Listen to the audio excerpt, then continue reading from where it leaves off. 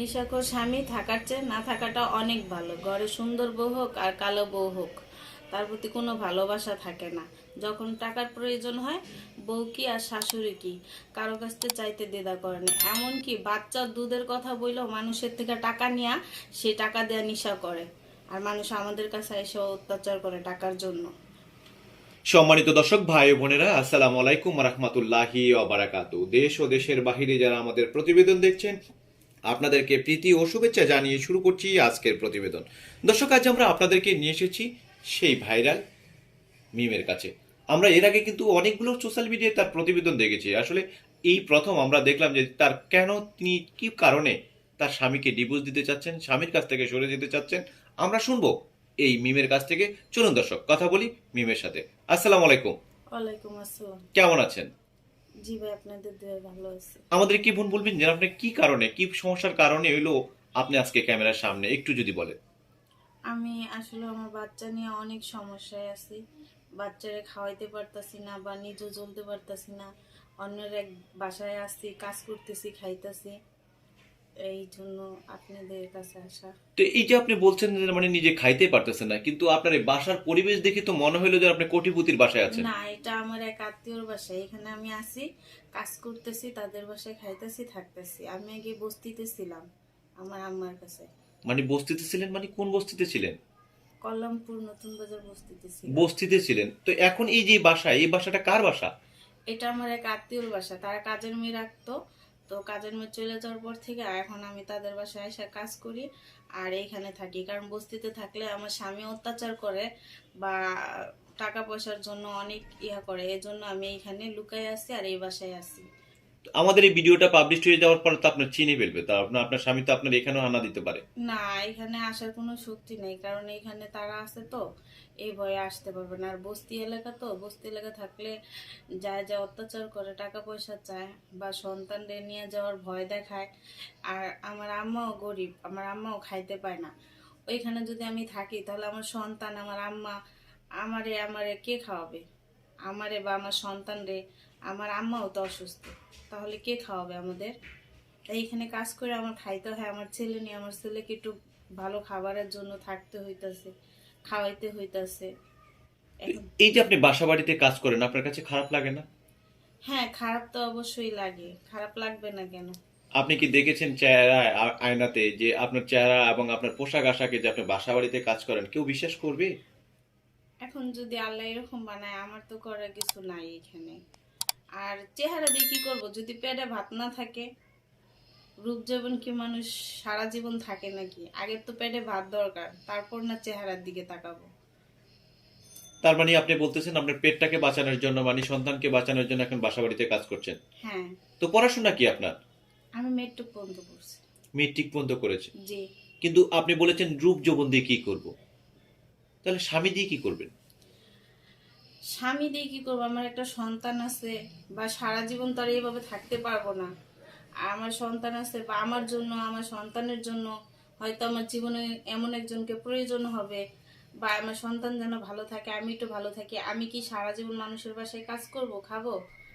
আমারও তো একটু ভালো থাকার প্রয়োজন আছে।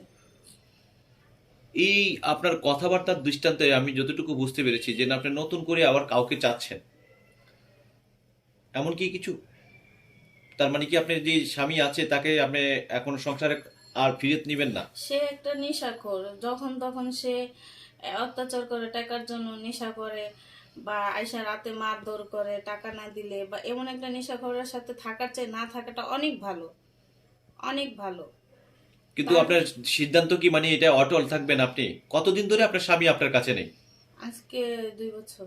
2 বছর ধরে? হুম। এর ভিতরে কি একবারও ফোন দিয়েছে আপনাকে? আমি ফোন দিই না কখনো, বা আমার তো ফোন দেওয়ার কোনো প্রয়োজন পড়ে না ওইখানে। কারণ সে নেশা করে, আমি যদি ফোন দিই তাহলে আমার সাথে অত্যাচার শুরু হবে, বা যে কোনো আইসা মায়ের দোষ শুরু হবে। এর জন্য আমি তার সাথে কোনো যোগাযোগ করতেছি না। মানে যখন আপনার সাথে এই ধরনের অত্যাচার বা এই ধরনের এই প্রতিকূলতার সাথে বা যুদ্ধের মতন আপনি চলছিলেন, জি। ওই সময়ের স্মৃতিগুলো একটু বলতে পারবেন? কি ধরনের অকারেন্সগুলো করতে একটু যদি বলেন। এই ঘরে কোনো বাজার সদাই করতো না, না খেয়ে থাকতাম। তখন আমার সন্তান পেটে ছিল। মানুষের মানুষের খাবার দিত, ওইটা খাইতাম। কাজকাম করতো না।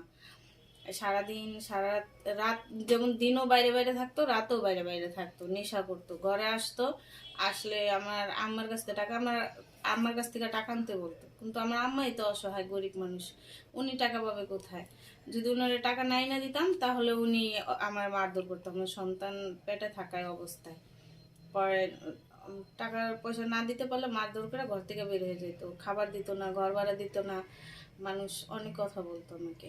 তারপর তো কিভাবে চলতেন তখন, ওই সংসারটা ওই সময় কিভাবে চালাতেন আপনি একটু যদি বলেন? তখন ওই কি করতাম, ঘরে কিছু জিনিসপত্র থাকলে ওগুলো বিক্রি করতাম, মানুষের ভাড়া দিতাম, তারপর নিজে খাইতাম, মার কাছে যাইতাম, মা এক বেলা খাইলে আরেক বেলা খাবার দিতে পারতো না, চলে আসতাম। মানুষে যখন আমার সন্তান পেটে ছিল মানুষে আমারে খাবার দিত, কারণ একজন প্রেগনেন্ট মহিলা থাকলে সবারই একটু মায়া লাগে না খায় থাকলে, তখন দিত, খাবার খাইতাম, ওইভাবে থাকতাম। পরে সহ্য না করতে পেরে ওই ওরা সাইডে চলে আসছি।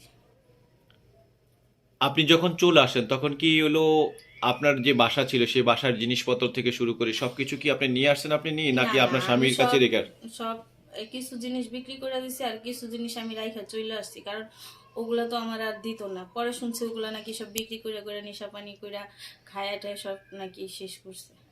এখন আপনার চিন্তা ভাবনাটা কি, মানে হলো এখন নেশাখোর স্বামীর আপনি সংসার করছেন না, না এটা হলো না, চূড়ান্ত? এখন আমি কোনো নেশাখোর তো কি স্বামী। চাচ্ছেন আপনি তাহলে, দেশবাসীর কাছে কি চাচ্ছেন আপনি এই মুহূর্তে? এখন আমার একটা বাচ্চা আছে ছোট, এখন আমি একটু সহযোগিতা আর সাহায্যর জন্য। মানে আপনার সন্তানকে জন্য মানে হলো একটু সহযোগিতা চাচ্ছেন? হ্যাঁ, আমার সন্তানটা আমি একটু মানে পড়াশোনার জন্য, মাদ্রাসা দেওয়ার জন্য, একটু ভালো রাখার জন্য একটু সহযোগিতা চাচ্ছি। সন্তানের কি মাদ্রাসায় পড়াতে চান? হ্যাঁ। কত বছর বয়স আপনার? এখন 2.5 বছর। 2.5 বছর হয়েছে আপনার সন্তানের বয়স। জি। তো আমাদেরকে বোন একটা কথা ক্লিয়ারলি বলবেন যে আপনার গ্রামের বাড়ি কোথায়, আপনার পুরো নামটা কি, যাতে আপনার সাথে সরাসরি যে যোগাযোগ করবে সেই মাধ্যমটা কি একটু যদি বলেন। আমার গ্রামের বাড়ি মুন্সিগঞ্জ, আমার নাম আরবি আক্তার মিম। আমি। আরবি আক্তার মিম। জি। আচ্ছা। তো আপনাকে কি নামে চিনে, কোথায় আসলে আপনাকে পাবে যদি সরাসরি কেউ দেখা করতে চায়? আমাকে এখন মিরপুর পাইকপাড়া আসলেই পাবে। মিরপুর পাইকপাড়া আসলে পাবে। জি। তো আমরা এর আগে তো আপনার প্রতিবেদন অনেক সোশ্যাল মিডিয়াতে দেখেছিলাম যে আসলে সেই সাংবাদিক ভাইয়ের মাধ্যমেই কিন্তু জি। আপনাদের এই প্রতিবেদনটি করা, তার রিকোয়েস্টে আমাদের এই প্রতিবেদনটি করা। জি। তো আমাদেরকে একটা ক্লিয়ারলি বলবেন যে আপনার এখন কোন প্রবলেমটা আছে, যেটা এখন সমাধান হলে আপনি বাকি লাইফটা একটু ভালোভাবে চলতে পারবেন, কারণ সারা জীবন তো প্রবাসীরা সহযোগিতা করবে না। জি। এখন আমি একটু সহযোগিতা দিচ্ছি আমার ছেলের জন্য। আমার ছেলে এখন 2.5 বছর বয়স, ওর খাওয়া পড়া মানে দিতে পারতাছি না, বা পড়াশোনা, কাপড় চোপড়, বা আমি নিজেও চলতে পারতাছি না।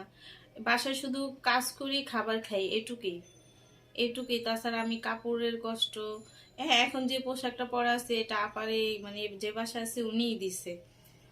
কাপড়ের কষ্ট, মানে সব দিক দিয়ে, আমিও তো একটা মেয়ে মানুষ, আমারও তো অনেক কিছুর প্রয়োজন আছে। কিন্তু আপনি পরিচয় দিচ্ছেন যে আপনি অসহায়, আপনি গরিব, কিন্তু আপনার পোশাক আশাক আপনার চেহারায় বলছেন না যে আপনি মানে হলো গরিব। আপনাকে মনে হচ্ছে যে আপনি কোটিপতির এক সন্তান, এটাই মনে হবে। দেখেন, মানুষের চেহারা তো আল্লাহ বানায়, এখন তো আমি নিজে হাতে বানাই নাই যে আমার চেহারা সুন্দর কেন বা কি কেন, এটা আল্লাহর তৈরি বানাইছে, আল্লাহ বানাইছে। আর পোশাক আশাক, মানুষের কি একটা ভালো পোশাক থাকতে পারে না? এটা এই যে বাসায় থাকি এই আপা আমাকে দিছে, এই ওনারই পরা জামা, এটা উনি আমাকে দিছে। আমরা কি পরবর্তীতে কি ওনাকে ক্যামেরার সামনে আনতে পারবো? হ্যাঁ, অবশ্যই পারবেন। আচ্ছা, তাহলে কি সেই বোনটি কি কথা বলবে, আপনার পক্ষে নিয়ে কথা বলবে? হ্যাঁ, বলবে। আচ্ছা। দর্শক, আমরা শুনলাম মানে তার কাছ থেকে জীবনের তার কষ্টের কথাগুলো। এর পরবর্তীতে আমরা একটু জানবো যে এই মুহূর্তে তার যে টাকাটি প্রয়োজন, সেটা আপনারাও সেটাও জানলেন যে তার সন্তানের জন্য, শুধু সন্তানের একটু ভালো রাখার জন্য তার তার জন্য চাহিদাটা, এছাড়া কিন্তু তার নিজের ব্যক্তিগত বা কোনো সহযোগিতার দরকার নেই, নাকি? না, আমার দরকার নেই। আপনার দরকার নেই। আমরা এর আগেও প্রতিবেদন হিসেবে, প্রতিবেদনের ভিতরে কিন্তু আপনি বলেছেন আপনি বিয়ে করবেন। তো এই পর্যন্ত কোনো কাউকে মনের মানুষ পেয়েছেন কিনা? না, পাইনি, কারণ কি, হ্যাঁ, ভাইয়ার মোবাইলে আমি প্রতিবেদন করছি, কিন্তু বেশিরভাগই মানুষ খারাপ কথা বলে। কেন খারাপ কথা বলে?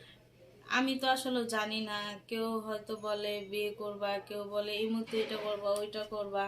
আসলে আমি এই পর্যন্ত কারোর সাথে খারাপ কিছু করি নাই, আর কেউ রিপোর্ট দিতে পারবে না, বা কারোর কাছ থেকে মিথ্যা কথা বললে 2 টাকাও খাইনি, এরকম রিপোর্ট কাছে নাই আমার। হ্যাঁ, অনেক ভাই 2-1 টাকা সাহায্য করছে, যেমন 1,500 এরকম সাহায্য করছে আমার ছেলের জন্য। তখন আমার ছেলেটা একটু ছোট ছিল। এই যে আপনার স্বামী যখন প্রেগনেন্ট অবস্থা আপনাকে ফেলে চলে যায় বা ওভাবে আপনি মানুষের কাছ থেকে মানে খুঁজে মানে এলো খাবার দাবার খেতেন বা আপনাকে দেখে মায়া করে মানুষ খাবার দিত, জি, এটা কতটুকু সত্য? এটা অনেকটাই সত্য। যদি আপনি আমি যেখানে ছিলাম ওইখানে যান বা খোঁজ করেন, এটা অবশ্যই আপনারা জানতে পারবেন। ধন্যবাদ। তো আমরা আপনার সাথে যোগাযোগের মাধ্যমটা কিভাবে দিব যে আপনার সাথে সরাসরি যোগাযোগ করবে? নাম্বার দিয়ে দিলে যোগাযোগ করতে পারবে। সেই নাম্বারটা কি আপনি রিসিভ করবেন, হ্যাঁ, অবশ্যই করব। নাকি প্রবাসী ভাইরা টাকা দিবে আর নাম্বারটা ব্লক দিবেন? না, আমি আসলে যে আমার যে নাম্বারটা আগে দেওয়া ছিল এখন পর্যন্ত আমি ওই নাম্বারটা বন্ধ করি নাই বা কারো নাম্বার ব্লক করি নাই। কারণ কারোর সাথে আমি সিটারি বাটপারি করি নাই। এখন পর্যন্ত আমার নাম্বারটা খোলা আছে, আমি ওই নাম্বারটাই দিব। আর ওই নাম্বারটাই আমার আজীবন খোলা থাকবে। কারো কাছ থেকে আমি সিটারি বাটপারি করে একটা টাকাও নিব না। তো আমরা কি মোবাইল নাম্বারটা দিতে পারবো? হ্যাঁ, অবশ্যই দিতে পারবেন। তাহলে কি ডেসক্রিপশনে নাম্বারটা দিয়ে দিব? হ্যাঁ, দিতে পারবেন। ধন্যবাদ। দর্শক, আপনারা শুনলেন মিমের কাছ থেকে যে তার জীবনের গল্প এবং কষ্টের কথাগুলো। আমরা এর আগে প্রতিবেদন আমরা দেখেছি বিভিন্ন সোশ্যাল মিডিয়াতে, কিন্তু তার যে একটাই কথা যে আমি নিজের স্বামীর কাছ থেকে শুনেছি শুধু একটাই কারণ, একজন নেশাখোর স্বামী সুন্দরী বউ থাকুক আর কালো বউ থাকুক তার সেদিকে খেয়াল থাকে না, কখন নেশা করবে সেই নেশার দিকে তার ধান্দা থাকে। আর অসহায় পরিবারের মেয়ে হওয়া, কিন্তু চেহারা তো আল্লাহ বানিয়েছেন। ভালো কাপড় চোপড় পরলে যে আমাকে সুন্দর দেখায় বা ভালো দেখায় সেটা তার মানিয়ে লোক যে আমি বাসা বাড়িতে কাজ করি সুন্দর হয়ে, কিন্তু তার একটা কথা যে আমি এই বাসায় কাজ করি। বলতে পারতো আমি এখন গার্মেন্টস চাকরি করি, বলতে পারতো অন্য কোনো কথা, কিন্তু সেটা না করে কিন্তু সে বলতেছে বাসা বাড়িতেই কাজ করে। দর্শক, আপনারা শুনলেন তার জীবনের কষ্টের কথাগুলো। আমরা পরবর্তীতে তার আরেকটি প্রতিবেদন করব তার এই মুহূর্তে এই প্রবাসী এবং ভাইয়েরা কতটুকু সহযোগিতা করেছেন, কি অবস্থান রয়েছেন মিম। দর্শক, ভালো থাকুন, সুস্থ থাকুন।